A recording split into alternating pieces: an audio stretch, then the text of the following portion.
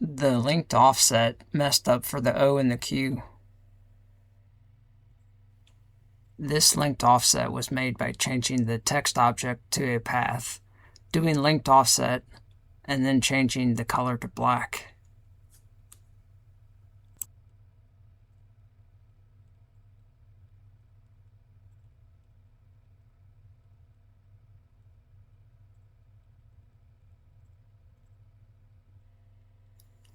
One way to clean things up is changing the linked offset to a path.